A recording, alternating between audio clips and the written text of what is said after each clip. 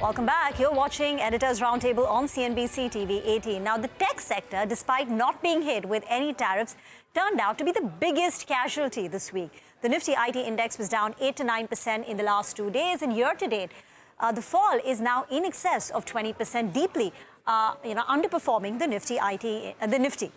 Individual stocks, frontline tech majors, tier 1 IT companies are down 20 to 25% on a year-to-date basis. Mid-caps, especially the high-growth companies like a Persistent, Coforge, KPIT Tech, very deep cuts seen now, 30, 35%, going up to 40% nearly for some of them on a year-to-date basis. So the start has been extremely poor. Now, especially in the last couple of days, the sell-off has picked up in pace on account of two reasons. One, the macro uncertainty, fears of US recession, global economy tipping into a recession has made analysts lower their growth forecast. So Kotak, in fact, lowered the growth forecast for the second time in a month. They cut estimates in March, and now they further cut it today. And these are the growth estimates that they have for FY26. And in most of for the companies, the FY26 growth number is likely to be lower than FY25. This you juxtapose it with the valuations. Valuations for most of the IT companies are higher than pre-COVID multiples. These are the current valuation multiples. They're trading at about 20, 22 times, much higher than pre-COVID multiples. So are these multiples justified at a time when growth for frontline IT companies is likely to be, what, 2, 3, 4% at best? Now, JP Morgan today came out with a note with the bear case. Right? What is the worst that could happen? And this is the target price that they've come up with. The bear case is no growth for frontline IT companies in FY26, no margin expansion, and they have also applied a the bear case PE multiple, and these are the target prices. As you would see for frontline IT companies, at least, say for TCS and Infosys, they don't see a downside beyond 5 to 6% from where the stock currently are. Their view is don't buy the IT stocks right now. Wait for the numbers, because in the numbers, companies are likely to give a very conservative, vague kind of guidance. Stocks will fall, and that perhaps could provide an attractive entry point.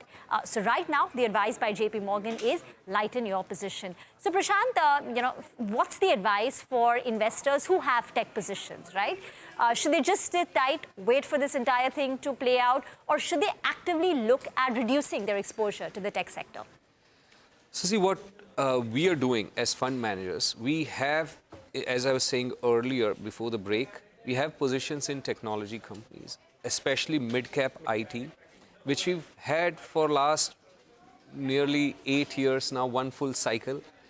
On the whole, our exposure to tech is not much different from that of the benchmark. Yeah?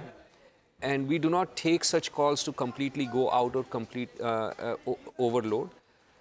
We believe we are in companies which over time would outperform the tech sector, gain market share, as these companies have done. They've been volatile. So when COVID hit, there was a dramatic fall in tech sector. One of the worst hit sectors was tech sector, right? Because demand for everything is going to go down, and tech gets chopped in such kind of environment. Obviously, the exact opposite happened. If we had taken a call at that time, exactly 5 years ago, April 4th, today is April 4th, I believe, yeah? April 4th, 2020, it seemed very, very logical that you should sell out a sector like tech and load up on pharma. Everyone's eating pills of one kind or another, whole day staying home. Yeah? And that would have been the most disastrous call. And the hit you take on one such call does not just spoil a year or two. It spoils oftentimes the entire cycle, which can span over a 7-8 year time period. In India, cycles have typically been 7-8 year time period. For some people, such macro calls have spoiled their entire career in life. Yeah? So we just generally refrain. I think from here as well, certain IT companies, we hope and we believe they'll be the ones that we own. They would perform very well. They will gain market share like they did in other past environments, like after global financial crisis. Even then, IT services were supposed to be rooted out because 40% of their business comes from US financials, which was the epicenter of the crisis, of the whole crisis. And yet that year they grew close to double digits. Indian IT sector grew close to double digits. Within that, some companies performed extremely well.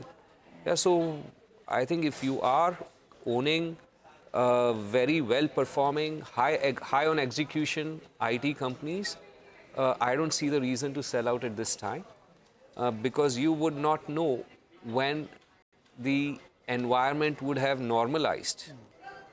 And you would only know, the stocks would at least have rallied big time before people or investors would figure out that the environment's normalized. He said the corporate tax cuts are next. I mean, that is going to be a big trigger to juice up the US economy. Whenever that happens, if he says now, markets will start to, feel better. Could well be. As we were discussing, who knows? And this, look, it's foolhardy to have high conviction or overly confident in matters where, per the nature of the, subject matter, you should not have confidence. Like you can't have high confidence in a coin flip. It would be foolhardy to have high confidence that it will be heads or tails. And most of the macro is of that kind. So you can't have very high confidence. But to me, if you ask, as I was, discussing earlier, it could be the worst point, that the worst news are out. And the news incrementally would be better from here. Okay, so this is really good, and we're winding up on an optimistic note because amidst all this, you're actually sounding fairly optimistic to me, which is great. So leave us with maybe some final words of advice. Like you've said, that select IT, you'd still keep in your portfolio. Quick two-part question. How long do you expect this process of repair, recovery, and eventually getting back to the bull market again? How long could it be, best case guess, and what should one do through it? So I think normal market, if we say, which should be, sideways with some pullbacks of 10, 15%, rallies of 10, 20%. Hard to say when exactly, but it could be that today marks in global markets, it could be that today marks the bottom of this news, for this news. Yeah? Okay. Doesn't mean it would not be volatile and would move back to 0.5% or 1% moves on a day-to-day basis. Hard, very, very difficult to say. I think one should not try to time. If you look back on various such crises, look, compare it to again, going back to COVID, because it's the most recent event that everyone would remember for the rest of their lifetime. Because there was no event worse than COVID in our lifetime. Yeah. True. And think of the damage that COVID caused in real life. Yeah. There's no other event in real life that has caused more distress, more damage than COVID. And think of what impact it had on markets. Yeah. It was one of the best years, 2020. It was a V-shape, which was my question. COVID was this dramatic V-shape. In the markets. The real economy did absolutely endure a lot of pain. In November of 2020, it was that Pfizer vaccine, right? Yeah. Which is the point when the markets took on. What is going to be that point now? Maybe, I was saying on closing bell, we're maybe one headline away from market stabilizing. The tax cuts? Absolutely. You just need that you're talking not about? Tax cut. I think you need something, they have to say this is how you can negotiate and this is how tariffs can be brought lower, because right now we don't have that clarity.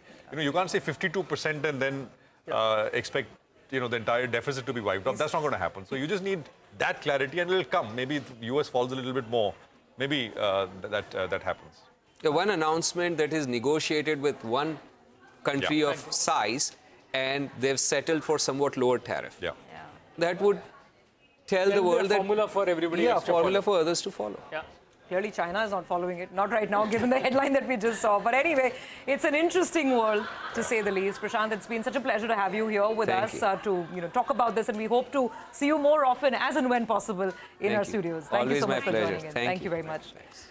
Well, all right, folks, with that, I think it's time for us to say goodbye as well. It's a wrap on this edition of Editors Roundtable. Thank you very much for watching. See you bright and early once again with the markets on Monday morning. Till then, news and views continue on CNBC-TV18.